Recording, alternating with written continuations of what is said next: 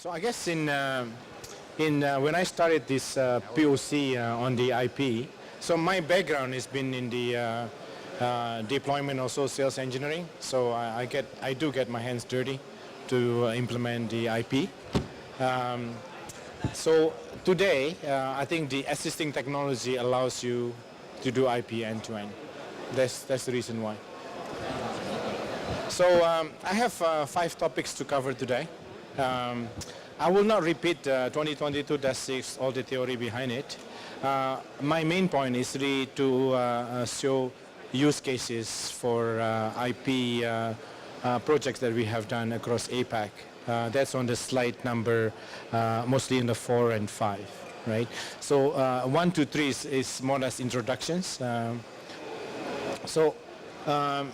think the adoptions of IP for broadcasting in the context of live really started in 2015, 2016 because of availability of switches with the right performance that we need. So if you look at especially 4K and IP, the adoptions of 4K has started actually in the post-production. We have a lot of post-production house actually using 4K. In the case of transmission, they have begun implementing 4K, but because of the ability of bandwidth is still not prevalent. So this is based on our experience rolling out IP. As of 2017, I would say that's 40% of the broadcasters, they start implementing IP. This is specifically in North Americas, Europe, some in Asia. I will not go through this. I think the challenges in IP in the context of live productions, number one is the latency, as well as switching performance, interoperability, and system timing.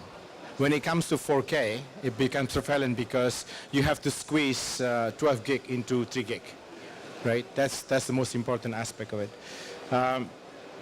So availability of switches, we are using the baseline mostly within 10 and 40. Lately, as my colleague has said, people are moving toward 25 to 100. But our system that we have deployed around APAC and worldwide, we are using 10 and 40 as a baseline. When we started back in 2016, we have validated a lot of switches, right? But the criteria that we use is that the switch has to be able to have latency below 3 microseconds. The reason for that being is that we need to be able to switch within one line in the case of live productions. So latency is important, jitter is also important, right? So if you take a look at the criteria for live productions, is that for 4K 60, we have to be able to switch within one line. So that brings us into this area here, so it is 0.5 lines. With TICO compressions that we have, we are able to do that today with 3 gig pipelines. So 4K IP, we're able to do this within 10 gigabit per second link. So this is just to show you a little bit about the workflow that we have today. This is the linear channels that we know today exist, right? We start with content creations. So, and then we start with broadcasters, right? And then we have the service providers.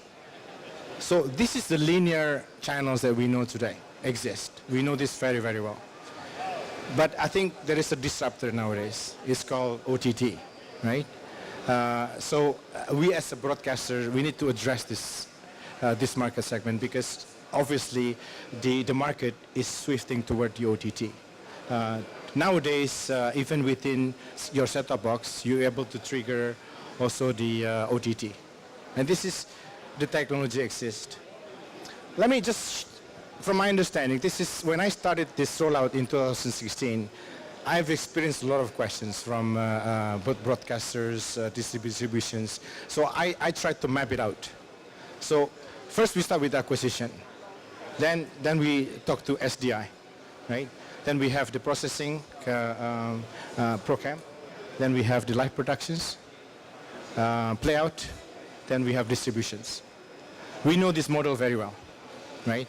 So when we talk about 2022-6 or 2110, I'm focusing really on the live production side of things, right?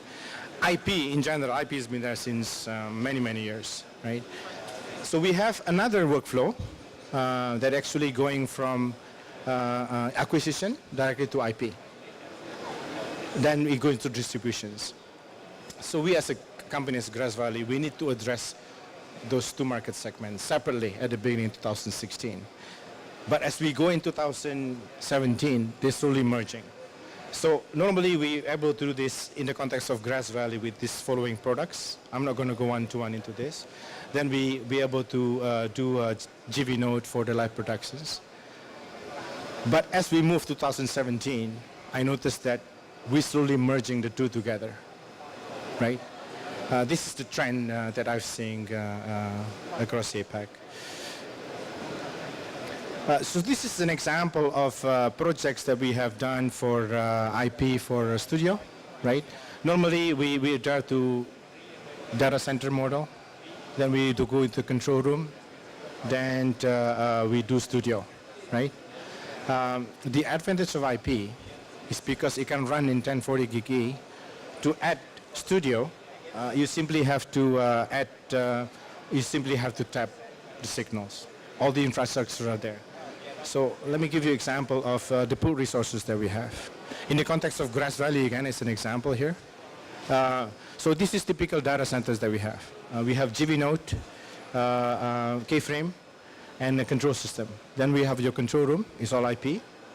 A shortcut switch right there. That's typically what you have. It's all IP and network. If you want to add a studio, you simply have to just to tap it. And that's the way we do IP. This is actually implemented today in APAC. So I just want to highlight quickly about our enabling equipment for end-to-end IP. Again, I'm using Grass Valley product as an example here. So the driving principles for IP, normally we focus mainly for IP OB-WAN and studio. We're leveraging our existing products. When it's not available, then we use other third-party products.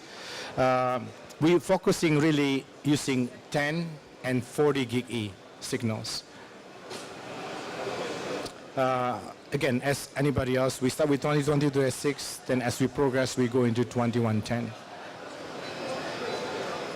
So our product portfolio normally is we have a GV node for our product for the IP processing and switching. Then we have a control system. Then we have the camera system, a replay system, nonlinear editing, K-frame, and ITX. This is really the element to make the end-to-end IP. So most of the product we actually manufacture within GV. I'm just going to go quickly about the highlight of the products. It's the camera. Essentially, is IP capable. Our camera essentially able to switch between HD to 4K using e-license. Because a 4K camera is not cheap. So normally what we do is that we give them for HD camera, and then for certain event, they will buy a license just for 1 week, 2 weeks to make it 4K. We have also a replay system that we have. This is our playout engine. It support IP both input and output.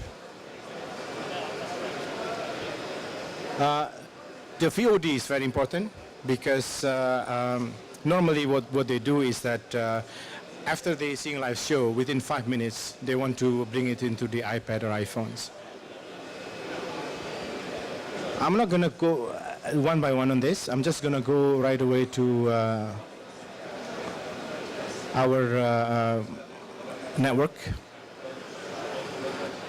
So This is typically the end-to-end system that we deployed around APAC for POC or our demo systems. So it consists of IP processing, monitoring system, control system, live productions, and dyno and replay. So normally what we have is that your switch and your GV node system. Then you have your monitoring system for both for 4K and also monitor wall. Then you have a control system. The control system essentially enable you to control both IP and SDI domains within the same platform. Then we have your live production system, and you have a storage. So this is really end-to-end system that we can see today. This is actually demonstrated in our booth at level 4, as well as intercollab that we can do. This is real. This is actually working. It's been working for almost 2 years now, right? So just to visualize this, this is typically the end-to-end visualization that we do. What is system? The clicker doesn't work too well. So this is really the end-to-end system that we have, that we normally done in our lab, right? Consists of your camera, your 2SI monitor for the 4K, then you have your Carrera panel, XCU, your CG graphics, your CG generator for control systems, your desktop, your end-to-end, as well as replay system. So this is actually available today at Grass Valley. So this is real. This is no longer a vaporware or something still in the POC stage. This is something that we can deliver. To put together a system like this, it will take Grass Valley is about 1 week, normally. Just to give example of projects that we have done recently that we have commissioned is the Arena TV. This is a project in Europe for live OB event projects. So this is typically the OB event that we have. It consists of several components. Number one is the camera system. We are able to support both Sony and Grass Valley. And for the replay system, we can support simultaneously dyno and EVS. The switcher is Grass Valley, control system is Grass Valley and Lawo. It's my colleagues right there. And multi-viewer is Grass Valley and cost is Cisco, right? So the camera is both replay system, switchers, control systems, and COTS. The resulting essentially is this, right?